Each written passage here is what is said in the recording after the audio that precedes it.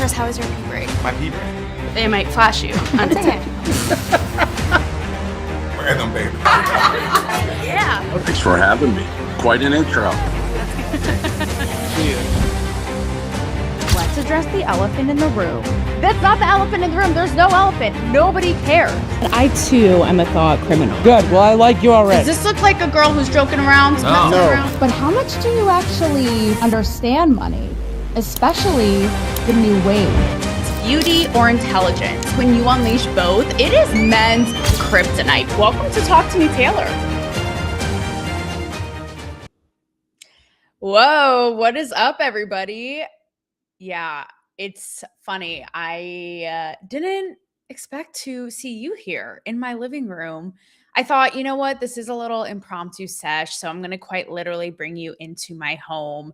And so, yeah, fancy seeing you here on a Friday. I feel like being like, just got paid Friday night. Actually, this story is about how, stories, plural, are about how other people have gotten paid and perhaps the ramifications and repercussions of people with big money. It's so funny because in my intro, I asked Crypto Wendy. Well, I'm not asking her. I'm putting it out to the audience. Obviously, she knows her shit about money, right? But how much do you actually understand money? And I realized that while we kind of peripherally talk about money, we don't really get into the nitty-gritty of it on this show. And call me a witch bitch or not, but this morning I was doing my thing. I have my little routine. I have my coffee and meditate and do all kinds of stuff. And I had a download. Like, if you want to call it from the man upstairs himself, fine. I don't know. I just had a download about doing this today. And I don't know if it's because I'm coming back swinging in this bitch, but maybe somebody out there needs to hear these stories. I don't know. But I thought, let's kind of go for it. And if it's on brand, not. I mean, this is GNN. And David really started his media journey as a big crypto, face, thought leader, influencer. So there got to be some people about the money in this chat. But moreover, it's one of those things where it drives so much of influence, obviously power society, and yet it's taboo in some ways. And I feel like super fake in others, everybody flashing, their yachts and their this and their that. And then we have but I love the School of Hard Knocks show. There's just a lot going on. And it's like, how much of it is real and really real? And also, I'm going to start this off by kind of letting you in on I don't know about you guys. And if I know this is kind of a common theme, but again, we're in this age of like, you manifest it and it comes to you and blah, blah. So how much this will relate to people, but my relationship with money. And yeah, so my download today was to specifically tell you about experiences I've had that have to do with money. The latter two are going to be about people with a lot of money as it pertains to this space of content, media, entertainment. And as I teased on my socials, not to rag on money, but to kind of explore what it says about the business, human nature, and I'm hoping will help other women like myself and other people, the theirs, theys, thems, the doors, the cats, the trees, all of them, to navigate when it comes to this and sort of advocating for yourself and knowing when to bow out and all of it, right? Because it can be real like risky business. It can be tricky business. But my relationship with money. So I've had a complicated relationship with money because I personally, and again, this is not what the self-help gurus will tell you, because they'll all be like, yeah, girl and guy, like, no, you're worth charge $50 million for one video, which I've seen, like, the fucking audacity. And I think it was not overt when I was growing up. It was kind of low key, but I realized it was baked into my psyche time and time again, because I had two parents who work really fucking hard and were self-made. And I'm so proud, to this day that they are, but for better or worse, and even their parents, I realized my grandparents really had this mindset of the theys and not the pronoun ask, but like the thems, the has and the has not have nots, right? Like the thems versus the us. And the idea that you have to like kill yourself and struggle, and money's really hard to get, and then you save it and then one day retire, versus the idea of abundance and stepping into purpose and it being everywhere. So even as an adult, I'll be honest, I've gotten definitely, and I'm also in it for like the creative of it. So I don't even like, I always have the money part in the back seat. And I'll be honest, I've gotten fucked and screwed because of it. Right. And I also have a hard time advocating for myself when it comes to money. I'm not going to lie. Like people tell me to this day, they're like, you way undervalue, you way undersell, you way undercharge, because I have this thing in my head of, no, I have to prove. So I have to literally jump through hoops, and do a circus freak trapeze act to prove, I can be worth this $1,000, and it definitely hasn't served me. So that's all stuff that I'm working through. But I also I like money. I want money. I want a lot of money. And you guys know, and I think this is where it does pertain to all of what I've done and this platform, even shit like the celebrity selfie stick interviews on Talk to Me Taylor back in the day, right? Is freedom. And that's why I can't stand like the wokey woke people who are like, oh, billionaires, me. Like Billie Eilish, eat your words on your Indian tribe plantation, girl. Like, what are we talking about when, the mainstream narrative is really painting wealthy people as all these things like greedy and bad and nefarious and all this. Like, I actually see it which is so ironic because I do have a relationship with money that I'm working through, but I see it the opposite, like the Elons and the billionaires. Like, I see it as so inspiring. It's like, good for you. Like, shit, if they can do it, I hope that we can do it, because that to me is just so emblematic of not only the freedom of this country, capitalism, and really building your journey and your path, but freedom, right? Being able to thrive and live in that abundance and help other people and all that. So I definitely don't have the thing in my head of like, oh, rich people are greedy, they're this, oh, they're just selfish, da da da. No, like, get it, bitch. Like, I hope to. Okay. So that's why I wanted to kind of set the table, and this bank of stories. Do with that pun what you will, bitch, to let you know that this isn't by any means a like rich people are bad and they'll just screw you and money drive, they only see green and da-da. That's not it at all. But there is something about it, I think, that there's to be said. And like I said on my socials, these are the kinds of stories, and all of these stories I've experienced, by the way, in the last year and a half. And again, I don't know why I felt like pulled or compelled to tell you this. Maybe there is someone out there, on Artemis and beyond who needed to hear this. But these are stories I feel like I've held in because, similarly to my comeback show last night, we're often drilled into our heads, wait until you have your come up and then you can, have your revenge tour or get your, just stab them in the back or do whatever. Not that I'm that kind of person, but, when you get yours. And, once you like hit that moment and like I said, make it in your come up, then you can tell these stories. And I kind of this morning was like, well, it's real life. Again, I tell them behind the scenes and they seem to definitely stir up something in people and make people think. And so it's real. Like, why hide it? Why hide it? Like, who am I trying to protect? What do I care? Myself, them? Like, what happened, bitch. You're on notice. Again, I'm not going to name names, but it's real life and it's worth noting. And I think, again, like, why does it always have to be once you make it, then you talk about the nooks and crannies and all this shit, like the struggle and all that? Because I'll tell you, like, this shit, I told my mom one of these stories recently. She's like, wow, this shit is not for the faint of heart. Okay. So I decided that I'm going to start with the least egregious and then we will work our way up. I kind of decided the hierarchy as I was diving in the depths of my PTSD, like suppressed memories today. Who knows, maybe it was the curling iron, working on this blonde that, brought it all out, brought out the system. But by the way, welcome to my living room if I haven't said it already. If you guys want 7 minutes in heaven on my couch right here, of thoughts, like of the 50 Shades of Grey chamber of my prison of my mind. So the first one, and I'm trying not to read too much into it. This is like, I don't think this is so much about, well, it speaks a little bit to money blinding and driving people, but also just our narcissistic culture.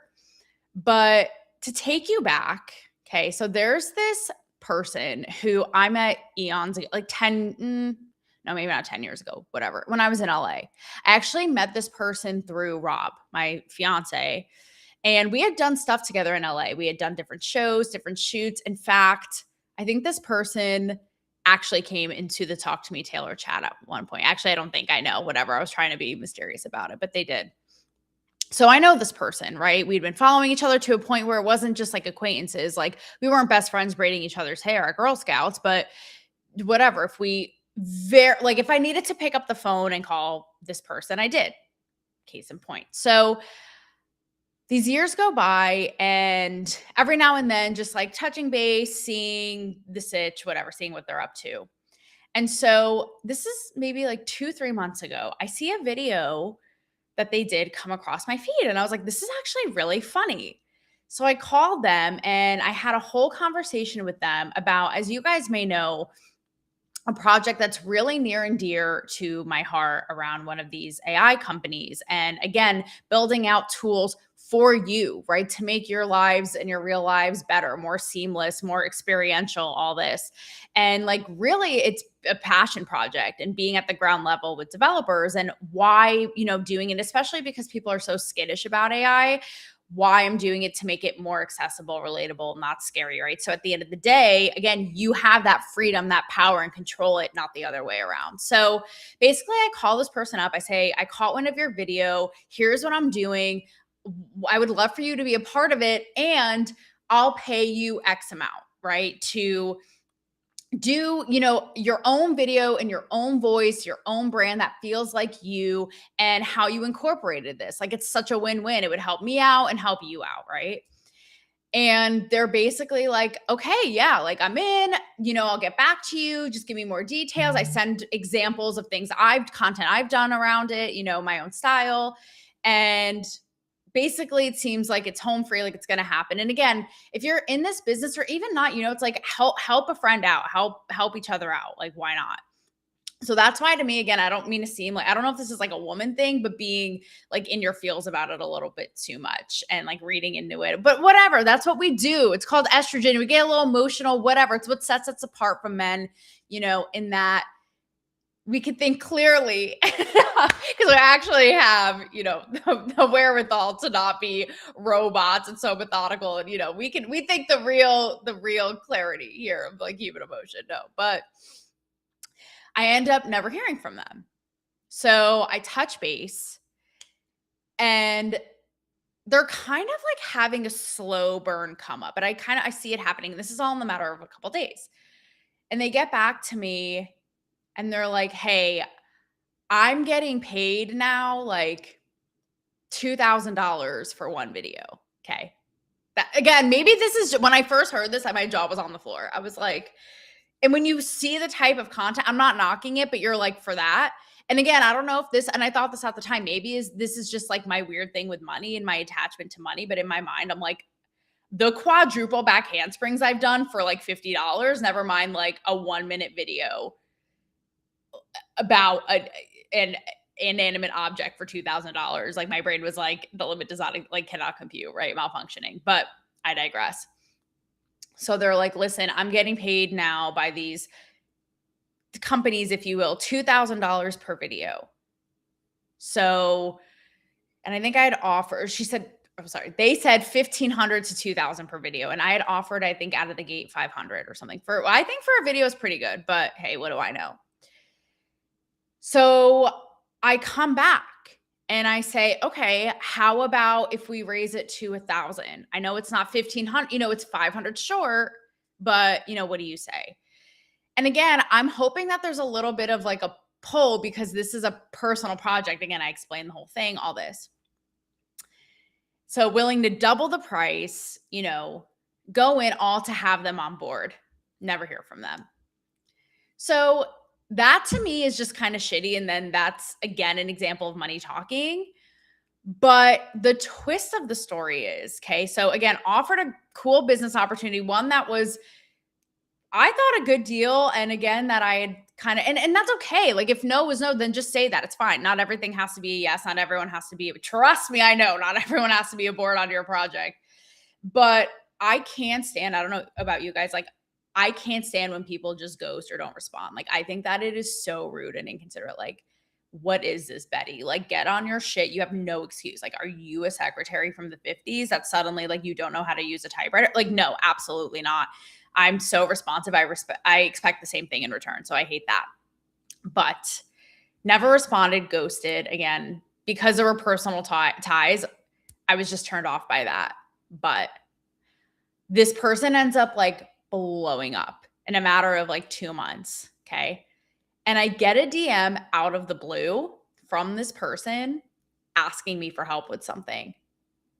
I was like, the audacity. Asking me for help because they felt ganged up on by another influencer. And the DM was like, could you help with this? Like, I need people to have my back, blah, blah, blah.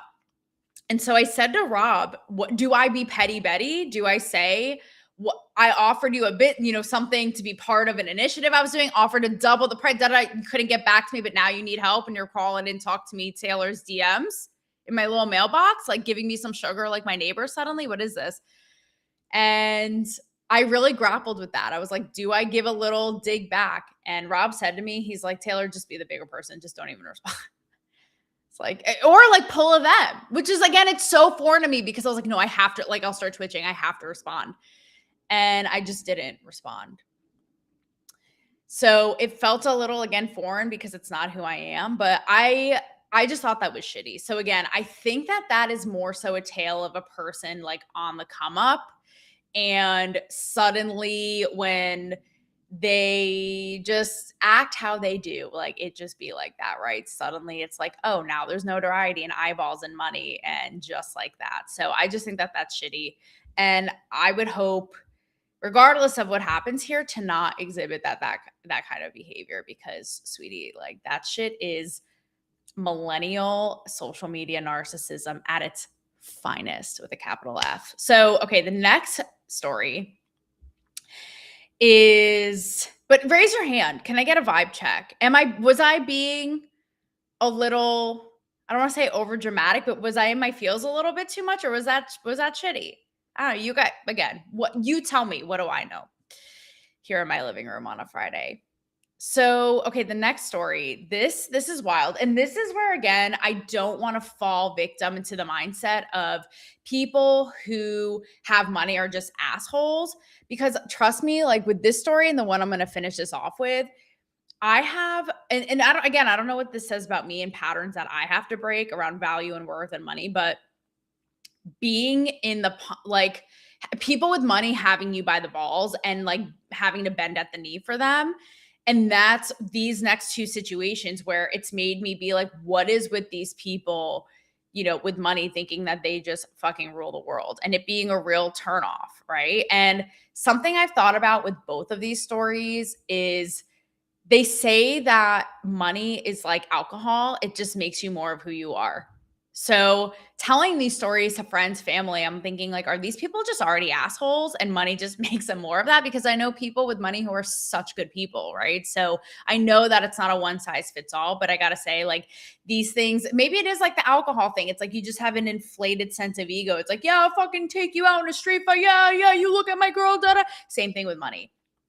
But I don't like the way that these people talk to me just because they had money. It's like they think that they're, the king of the world. I don't like that. So it's like, be who you, or maybe, like I said, maybe they are just assholes, but like being a good person isn't hard. I don't know. Maybe for some people it is. So, okay, this next example is somebody who I was going to do a full on show with, and we had multiple shoots In studio, we had a whole like business plan, content rollout plan. But like my last story I'm about to tell you, they were basically, they had a lot of money, successful business person, and had that brain almost like a robot, and fronted, but they were also benefiting on their end for their brand and all this, right, with the content.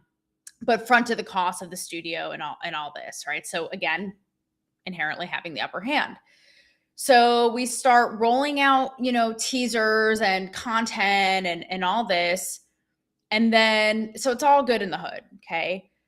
And then something just doesn't feel right about it. Again, I think because I'm not going to get into too much detail here, but it felt purely like a business play and literally so robotic that it was completely counterintuitive to what the fucking project was supposed to be. And I was like, I don't care. And I thought I can learn from this person. I can make money. Clearly what I'm doing, it's like insanity doing the same thing over and over and expecting different results. And I thought I'm going to try this up. But it got to a point where it kind of like tests your it's not just your spirit, but your faith, and like not faith like spiritual, but it's like it tests who you really are and what you want, right? Like your core values, I think, similarly to the second one. And I just ultimately I was like, this isn't worth it. Like, so I walked away from it. And they were like, okay, no worries, like it's all good. Just went our separate ways. All of a sudden, okay, it's like a tsunami that your high rise never saw coming. So it was like weeks, months later. I get DMs from this person, and we had put up only a couple, but it was mutual at the time. Like we had collabed on them. We had both shared them, like all in good fun, again, teasing up this project. So, okay, fast forward, like, a blockbuster maneuver, and Be Kind Rewind, except not to this because like, what the fuck? So I get a DM out of the blue. And this person is like, hey, can you take those down? I'm doing a content rebrand. And in my mind, I'm like, what? You can't tell me to take, what are you talking about? Like, who are you to tell me to take them down? What are you saying? Like, I'd produce them. I'd put marketing dollars behind them. And at the time they were shared, collaborated, like what? So I was like, I'll untag you. They come back again and they say, no, I need you to take these down. Meanwhile, there was nothing even remotely. It was like as vanilla as my Blake Shelton interview, if you can remember that story. Okay. Like another time that people basically wanted to like bulldoze my ass. Like it's actual grass. And I kind of held firm. This is one of those moments where I was like, okay, I can just cave or hold firm. 10 toes down, as one of the woo-woo psychic podcasters I like says. And I said, listen, I untagged you. There's no like trace of you, but they're on brand for me. I edited them, put some marketing dollars behind it. I'm going to keep them. They write back literally being like, my likeness is my IP. And they basically threatened to sue me. Like, I will be taking legal action. Rob was like, wow, okay, I guess you guys aren't going to be friends from here. Like, okay. And that's literally what they did. So he was like, just let it ride. Don't do anything. Just be chill about it. And I was like, okay, what? This person's really going to sue me? Seriously? Over 2 clips from like 4 months ago that nobody cares about? Next thing I know, I get a formal email in my Gmail was like, what? Same thing. Like, this is a Friday night. Like, I didn't ask for this. What? I was trying to be drama free. And I get a whole blown out email from this person with all of these legal threats. If these aren't removed immediately, formal request, I will send a cease and desist, send a complaint to Meta, blah, blah, blah, all this legal jargon. And all I have to say is like, what a freak. Who cares that much? Like again, this at this point is just about being a good person. Like, first of all, they had no right. I have no obligation to take anything down, but it's like, you're going to sue me. And Rob literally was like, is it like out of principle? He's like, they could make your life a living hell, harass you, be annoying. Do you want to deal with that? It could who knows how much money it could take to, she won't, God, I keep giving it, fuck, Freudian slip. it won't hold up. It wouldn't hold up in court. Like, he's like, it's up to you. Like, do you want to do that? And I had really thought about it. It was like the VH1 Chrissy Teigen moment. I was like, out of principle, do I literally, but again, I couldn't get over this. I was like, who actually in their right mind? Like, do you actually care that much? Or he's like, that's up to you. Like, that is your journey. That is your choice of your own, women's rights and my body, my choice. And so he ultimately ended up saying, be the bigger person. Like, is it worth it to you? Just tell this person, obviously, it's really bothering you. It's not worth it enough to me. And good luck with your platform. And that's exactly what I did. What's crazy, what I left out of the story is I said this already in DMs. And then that's when I proceeded to get the email. I was like, and in the email, I was like, I already wrote this in DMs, but to clarify, I will remove them. I don't care that much. Best of luck. Like, hope it all works out for you. And he kind of said, at the end of the day, like, they'll get theirs, or, don't worry, it'll all come around. And so I guess with all of this, especially my last story, is I don't know if it all comes around. But I know that every time, and again, it does remind me of walking away from VH1. Like, every time I've maintained my integrity, because trust me, like, I wanted to throw down with the bitch. I wanted to be, and we're in this mutual big networking group. I wanted to be like, be careful about who you do stuff with, because they might want to turn around and fucking sue you. I wanted to pull that, which kind of I do in this last story here, but I gotta say, Rob was right. Like, it felt really good at the end of the day to just be like, it's not worth it. And, maybe we're all just growing and changing here. And that's the lesson of a hot-headed Italian Jew. What can I say? I don't know. But I think, in these things, like, in the end of the day, because I really will grapple with, I could have used the money, or, but staying true to your character. And in the end, it's like, fuck it, who cares about that? You're out 10K or whatever it is. Is it, again, this is one of those things that's up in the air. Like, is it worth it to be like, but I held on to my integrity? Maybe this is me just being, wishful thinking and an optimist, but I can genuinely say yes. Like, it feels really good to maintain the integrity in the moment, whether it's being the bigger person, because it makes them, and even as annoyed as I was to let it go in the moment and be like, no, like, I won't let this stand. It actually makes the person like seem so small. It's like, you got all crazy over that and threatened to sue me. And it's like, I don't care that much, lady. Like, okay.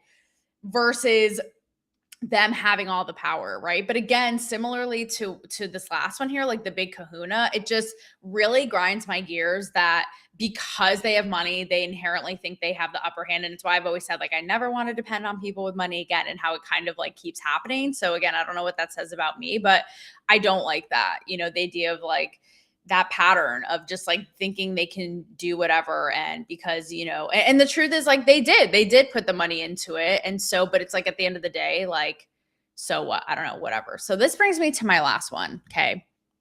So my last story on this Friday, like tea time, same thing. I was going to do another project. This was last year. And it was going to be, this was somebody who was like a friend / business partner. This is somebody who was a very, very well off, I think, multimillionaire, like built tech apps, wasn't a techie themselves, but built them, right? And came to me pursued me about launching a new show. One of which they knew, I knew, everyone involved knew I would be the crux of the show. And the first kind of kickoff, and similarly, same thing, they were going to be funding it. And part of it built in was like 3 months, and then we see how it goes. And over the 3 months, I'd make $30K. And at the time, I really needed the money. And Rob, who's in everything with business with me, actually pushed this through, because he was like, I know you need the money. You're stressed about it, complaining about it, all this. Okay. So this was all kicking off by shooting at Bitcoin conference last year, which I had suggested. I was like, what a great way to like get this going, get footage, get content, all this. Okay. And immediately I am just like, so put off by how this person is talking to me, operating, things I was trying, and I get it, like control freak. I'm a control freak too, but things that were just so, I don't know. Like the right is right and wrong is wrong, right? Like things I was trying to do to help out, and they like completely took my head off, be it with like the hotel we were staying at or whatever it was, and just really talking to me in, with such an attitude in a nasty way. We had just landed in Vegas. Okay. We're in the literal lobby of the Cosmo Hotel. And Rob and I were staying in the Venetian. So Rob, I flew in with this person and the rest of the like crew, so to speak. Rob was coming in from California. Okay. So he hasn't even gotten on his flight to Vegas yet from California. And so we had just gotten there. And I'm trying to figure out logistics to get over to the Venetian and all this and all that. And shit is just going sideways, like immediately. The way that this person is like cursing and talking shit about me right in front of me. And I was like, what? What? Like, who professionally acts like this? Like, what is happening? So much. And if I never act like this professionally, but if I get my buttons pushed enough, bitch, like I will literally, like, I black out. I will verbally annihilate the person. I will pull out every like PTSD childhood trauma they don't even know they have. I will sling it out. I don't even think twice. I don't even know what I said. Okay. Like it is just like verbal jujitsu that I don't even know what just happened. And so we're in the lobby of the Cosmo and we just start getting into, because I don't like what's happening. We get into this like screaming match. And this person starts being really below the belt. And they're like, fuck. Wow. So much for trying to keep some mystery, whatever. But they're like, because I'm kind of saying, like, I'm not going to put up with this. Like, you don't talk to me like this. You don't talk to Rob like this. And he's like, you and Rob need my money. You need my, and I literally, guys, in the Cosmo that morning in Vegas, I went like this. I jerked him off. I was like, your money? I was like, this is what your money can do. Or this is what I need with your money, whatever. Something like that. And I literally went like this and jerked off in the lobby, like at the valet of the Cosmo. And then they're talking shit like, I don't need you. I don't need you. I don't need you to do this. And I was thinking, like, and I said this out loud. I'm like, okay, good luck with that. Literally, I said, like, yeah, good luck. Because the whole thing, I was like the center of the whole show that they pursued me to do. And I call Rob and literally they're like, do you want to be done with this? I'm like, yep, we're going to be done. Like, I don't care. Money, poor, rich, black, orange, purple. I don't care. Like this to me is like common baseline. Like you don't talk to people that way. See, I look at my clock. It's April 3rd, 3:33. So the spirits are on my side. They know. And so I have my shit and now I'm like, I don't know where to go because this person was like funding this whole trip, paid for the hotel. So I'm like, where do I go now? Back to the airport? So I have my shit. We just decided then and there. And I called Rob, who's like boarding his flight. And he's like, you what? And I was like, yeah, so this is what happened. And I was just all in a tizzy. And I'm not going to lie. So Rob ended up, because Rob is Rob, and he's awesome, but he temporarily patched it up. We ended up doing the shoot and then ultimately said, like, this isn't going to work, right? But I'm not going to lie to you. At the time, Rob and I had a little, like, tiff about it because he was like, Taylor, that was $30,000. You've been complaining about money. I helped put this line for you and you lost your shit. You couldn't just hold it together. Was it worth it? Like all you had to do was keep your shit together for 3 months. And to this day, I don't regret it. I literally do not regret it because I'm sorry. It's just so disrespectful. Like you will not talk to me like that or about Rob like that. Like just no. And Rob has said to me, like now that it's a year later, but because he watches me in all these business interactions and I am a little bit more, contrary to, my public persona, like I don't stand up for myself as much, I kind of like, I don't like confrontation and, whatever it is. And he was like, no, actually that was you being you. Like, will the real Taylor please stand up? And he's like, I'm actually, in hindsight, like super proud that you did that. And, stuck to your guns and like were just so authentically you and didn't give a fuck.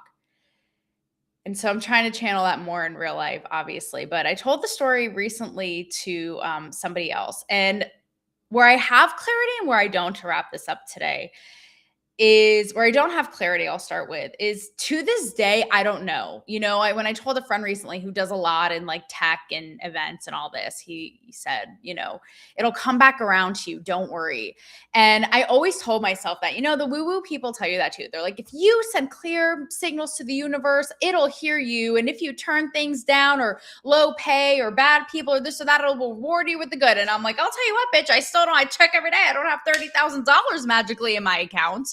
So does it pan off? Does it pay back? Does it come back in the end? TBD, rain check, still waiting. I don't know. I mean, that's what people say. That's what I could hope. Again, I know that I have no regrets and was able to maintain my integrity in the moment. But I don't know about that. I can't say definitively if it does, magically, like, Cinderella, Snow White's love child of the bank. Like if it does just magically all appear and happen, I don't know. But I will say that all of these experiences, as eye-opening as they've been, haven't, and it's like they'll test your faith, but they haven't tarnished or tainted my view of money. If anything, it's made me want it, but in a good way, so much more. And I want to end with this. I shared it to my Instagram story, but it's a video I saw recently. And this is so how I feel deep down, right? Again, as much as like douchebags as these people can be, like the audacity, I don't know who you think you are. It's like, sweetie, at the end of the day, like money isn't everything. But again, the core of Talk to Me, Taylor, what it is, right? True liberation and freedom. And I saw this video of this woman and being out of the matrix. And she talks about this. She talks about how we have been programmed. And I truly do believe this, to be safe, to be controlled, to be in the 9 to 5, to, work for the man because you're enslaved, right? For that 401k, for that paycheck, for the weekends. And clinging on to what she says is the hope and the reality, as she puts it, of when you really like say, fuck that, break out of the matrix and pursue your own genius, your power, what you were put here to do, how that abundance, that money, how you will be rewarded, right? And for stepping out of that matrix, to be financially free, mentally free. Because let's be real, okay? People who say money can't buy you happiness, I'll tell you what, Rob and I say this all the time. Yes, but it makes things a fuck of a lot easier. Would you go back to not having any money? Rob was actually so funny. Last thing I'll say, we love Luke Combs' new album, and he has a song all about money doesn't buy shit. It's a kind of a theme in this album, but he talks about like his family and his wife and how money could never buy that. Like when the sun is shining and the grass is green. And Rob's like, well, people with money would just fly to somewhere beautiful and have a nice day. I was like, wow, okay, because Luke Combs like, you can't buy this. But, all of that to say money can't buy you happiness. I don't know. But how about not be a dick? Like, it's not hard, and can you live with that? Like, rich, poor, this, that, if you can have your, integrity at the end of the day. And again, where my mind is and eyes are on the prize of having that freedom of breaking out of the matrix, like checks and balances, bitch, in my book. That's all good. And I think that's where, we want to be. So have a great weekend. I don't know. I may or may not pop up on you. Like, come hither and sit on Auntie Taylor's lap, because you never know now that I'm back when I'll be sliding in to your feeds. That is. All right, guys, have a good holiday weekend. Be good. I'll see you next week.